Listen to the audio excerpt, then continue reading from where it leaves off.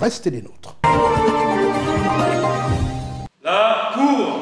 Le 2 octobre 2024, à La Haye, aux Pays-Bas, la Cour internationale de justice, en sigle CIG, quand le patriotisme coule dans les veines du docteur Marie-Madeleine Boranzo. En experte de la sphère juridique et par sa parfaite connaissance du litige frontalier entre le Gabon et la Guinée équatoriale, sur les limitations terrestres et maritimes portant sur les îles Mbagnier, Cocotier et Konga. Docteur Marie-Madeleine Boranzo a été récemment devant la Cour internationale de justice de La Haye. Elle a retracé la genèse de ce litige avec une rare maestria. Elle a fait un déroulé détaillé de ce pourquoi le Gabon avait droit de souveraineté sur ces 3 îles. Dans un plaidoyer éblouissant de pertinence, le docteur Marie-Madeleine Boranzo va avec force argument édifier la Cour en affirmant la pleine propriété et l'incontestable souveraineté du Gabon sur les espaces querellés, en se fondant sur la Convention de Bata, signée en 1974 entre les présidents d'alors, Omar Bongo Dingba pour le Gabon et Mathias Nguema Biyogo pour la Guinée équatoriale. L'agent du Gabon, selon les termes de la Cour internationale de justice, en sigle CIJ, va s'étonner de la rétraction de la partie adverse autant qu'elle se désole des arguties spécieuses avancées par la délégation de Malabo. Nous écoutons ici, depuis la Cour internationale de justice, le docteur Marie-Madeleine Boranzo en bonne patriote pour la cause du Gabon. Monsieur le Président, Mesdames et Messieurs les membres de la Cour, la République gabonaise que j'ai l'honneur de représenter place de grands espoirs dans l'aboutissement de l'affaire qui nous réunit ce jour avec nos sœurs et frères de la Guinée équatoriale. Cette affaire n'aurait pas dû exister. Elle trouve son origine dans un différend plus large, légué par les puissances coloniales au sujet de la délimitation des frontières terrestres et maritimes communes aux 2 pays et de la souveraineté sur certaines îles situées au large des côtes gabonaises. Il n'est pas né en 1972 avec les incidents entourant l'île Mbagnier. À ce sujet, nous regrettons que lundi dernier, l'agent et un conseil de la Guinée équatoriale se soit employé à dénigrer le Gabon en l'accusant d'agression et d'annexion territoriale. La réalité des faits, pourtant, a été rétablie devant le Conseil de sécurité dès 1972. Elle le sera à nouveau aujourd'hui par mon co-agent.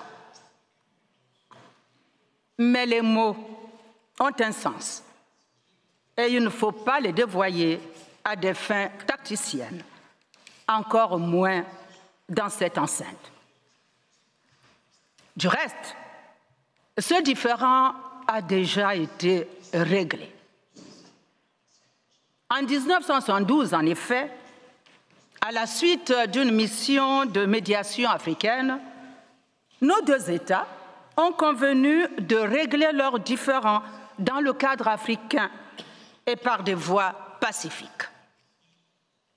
Conformément à cet engagement, une intense activité diplomatique s'en est suivie et qui s'est traduite notamment par 3 importantes rencontres entre Omar Bongo et Francisco Macias Nguema, à l'époque, respectivement, président du Gabon et de la Guinée équatoriale.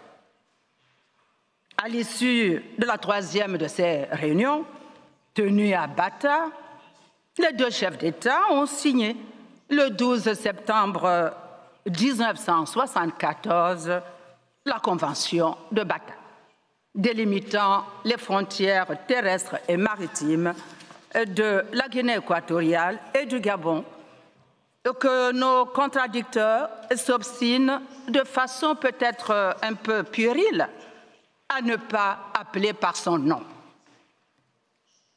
Contre toute vraisemblance, la Guinée équatoriale conteste l'existence même de cette convention, en se retenant à peine d'accuser le Gabon d'avoir forgé un faux. Telle est la raison pour laquelle nous nous trouvons devant votre auguste cour aujourd'hui.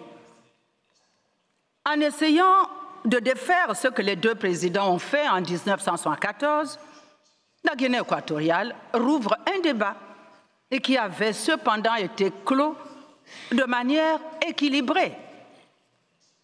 Et cette convention a en effet clarifié pour la première fois la question de la souveraineté sur les îles Mbanié, Cocotier et Konga et a déterminé leurs frontières maritimes communes que la France et l'Espagne n'avaient pas fixées.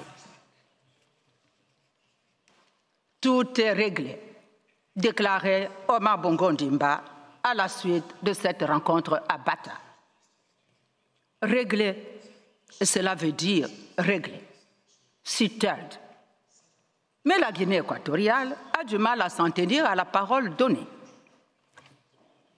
Et cela est tellement vrai qu'après avoir signé la convention, le président équato-guinéen, Mathias Nguema, a exprimé de regrets sur certains de ces aspects, reconnaissant du même coup et son existence et sa signification.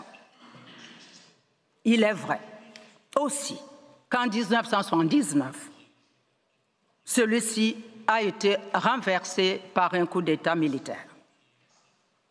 Il est enfin tout aussi vrai que durant plusieurs années, la Convention de Bata n'a pas été expressément mentionnée dans les relations entre les deux pays, du fait que les différends étaient réglés et que, en conséquence, les relations entre les deux États étaient considérablement améliorées. Si le docteur Marie-Madeleine Brandt a réaffirmé avec vigueur que toute tentative de remise en cause de l'accord bilatéral signé à Bata en 1974 était vaine, car en la matière, le principe du pacta sunt versanda s'imposait de façon irréfutable et irréfragable, car attend que les conventions et traités doivent être respectés en assurant les relations internationales et l'ordre juridique. CNN vous transmettra dans une prochaine édition 3 heures de cette plaidoirie dans un dossier spécial.